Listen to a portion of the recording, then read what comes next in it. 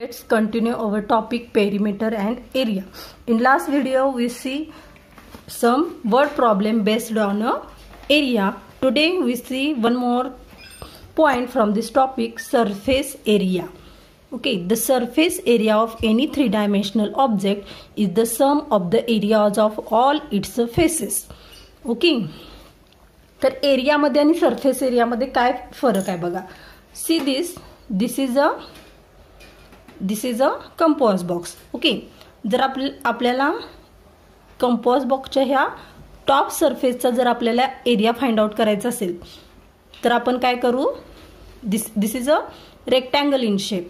Okay, तर आपण the area of a रेक्टँगलचं काय फॉर्म्युला यूज करून आपण ह्याचा एरिया फाइंड आउट करू शकतो.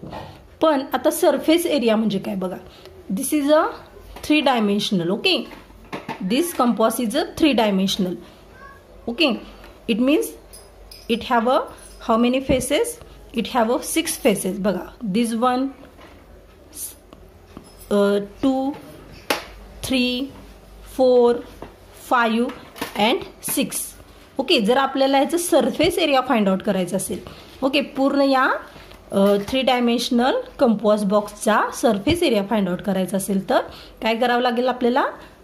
The area of this face, या पहिल्या फेसचा एरिया, देन या फेसचा एरिया, या फेसचा, म्हणजे सगळ्या द एरिया ऑफ 6 फेसेस, या सगळ्या फेसेसचा आपल्याला एरिया फाइंड आउट करावा लागेल. And then we have to add the all this areas of a surface. Okay, म्हणजे आलं का लक्षात. जर आपल्याला फक्त या पृष्ठभागाचा एरिया फाइंड आउट करायचा असेल तर आपण ह्या फक्त हा रेक्टँगल भाग आहे, हा रेक्टँगल शेप आहे, तर ह्याचा फक्त आपण एरिया फाइंड आउट करणार. पण जर आपल्याला सरफेस एरिया फाइंड आउट करायचा असेल तर आपल्याला ह्या थ्री डायमेन्शनल कंपोस्ट बॉक्सच्या सगळ्या फेसेसचा एरिया फाइंड आउट करावा लागेल. Okay, this is a difference between area and surface area. Okay, so first let's see the surface area of A cuboid. So everyone know the cuboid shape. Okay, see this figure carefully. A cuboid has 6 faces. Okay, like this. This compost box is also cuboid shape. Okay, this have a 6 faces.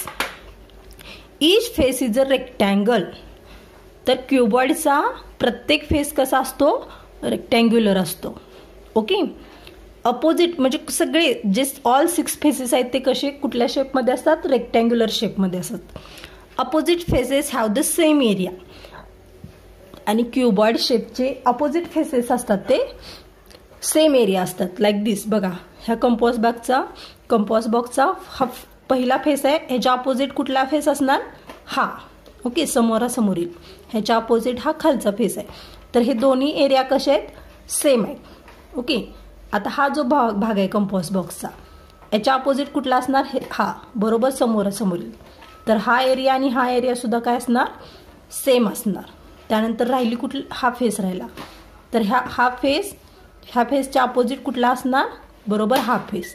ह्या फेसचा area आणि ह्या फेसचा area सुद्धा काय असणार, same असणार. Okay, so it means opposite faces have the same area. The next point is each edge is perpendicular to the two other edges it meets. Okay, म्हणजे प्रत्येक edge, आता suppose this is edge DG.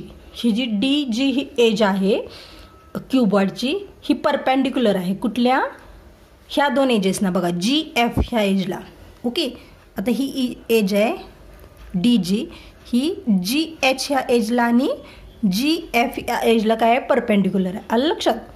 ही age ह्या दोन एजला perpendicular आहे आणि ह्या दोन एज कुठं एकमेकाला इट मीट्स म्हणजे जुळतात. कुठं, G ह्या पॉईंटला ह्या एकत्र येतात आणि बरोबर जिथं ह्या दोन GH आणि GF ह्या दोन एजेस जिथे एकत्र येतात, ज्या पॉईंटला एकत्र येतात, G या पॉईंटला, त्या पॉईंटला बरोबर GD ही एज काय आहे, परपेंडिक्युलर आहे.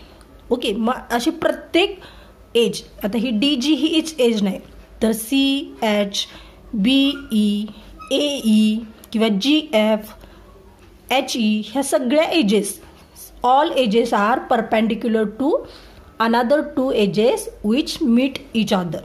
Okay, Let L be the length of the horizontal face of the cuboid and B be the breadth. Let H be the height of its vertical side. तर cuboid शेपला बघा किती dimensions असतात किंवा किती measurements असतात बघा, त्याची लेंथ असते. ओके, तर ह्या क्यूबॉइडची GH ही लेंथ आहे. ओके, आणि GD ही जी आहे ती हाईट आहे. It we can say it height. And HE ही जी आहे ती ब्रेड्थ आहे. ओके, रुंदी. तर ही आहे लांबी ह्या क्यूबॉइडची. HE ही आहे काय, रुंदी. आणि GD ही जी आहे ती हाईट, उंची. ओके, आता ह्या कंपोस्ट बॉक्सला आपण काय म्हणू शकतो बघा, this is a length of this compost box. Okay, ही लेंथ झाली. Okay, and this is a breadth. This is a breadth of compost box. And this is a height, उंची. ओके, ही झाली उंची. Okay, so once again this is a length, this is a height, this is a height, and this is a breadth. Okay, ही झाली रुंदी.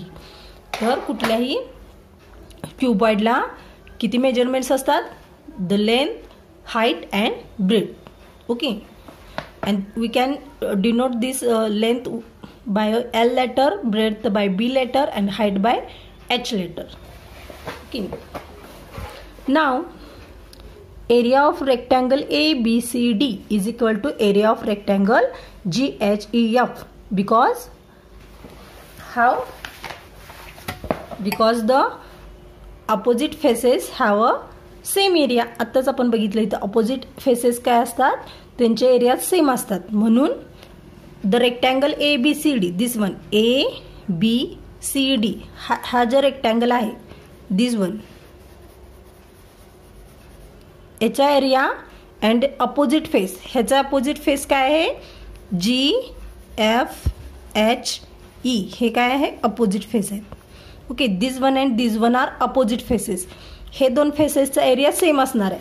म्हणून इथं काय म्हटलेलं आहे, area of rectangle ABCD is equal to area of rectangle GHEF and is equal to length into breadth.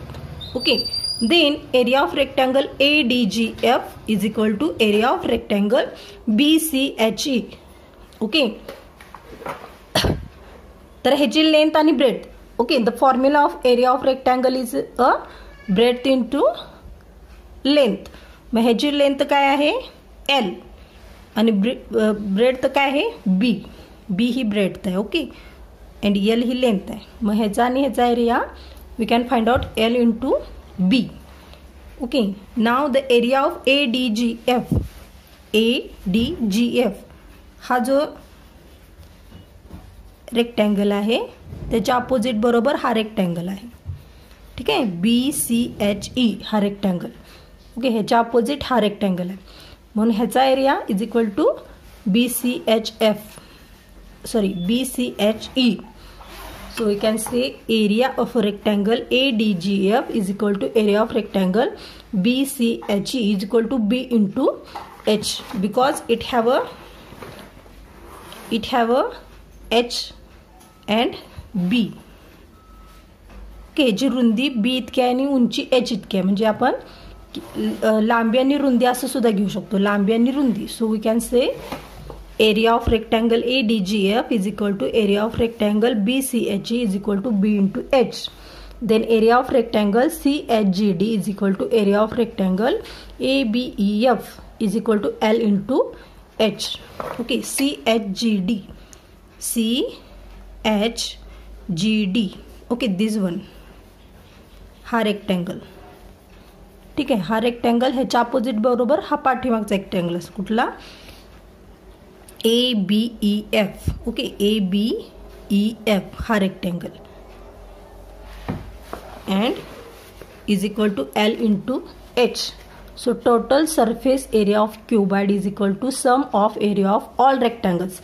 तर हे जे सगळे रेक्टँगल्स आहेत ह्या क्यूबॉइडमध्ये, all 6 rectangles, we have to add the area of this all rectangles. Then total surface area of cuboid is equal to 2 into length into breadth plus breadth into height plus length into height, and we get the formula 2 into L into B plus B into H plus L into H. In short, we can say the total surface area of a cuboid is equal to 2 into LB, length into breadth, plus breadth into height, plus length into height. Okay, this is a formula of finding the surface area of a cuboid. Now we have to stop here. See you again in next video with our next point. Bye.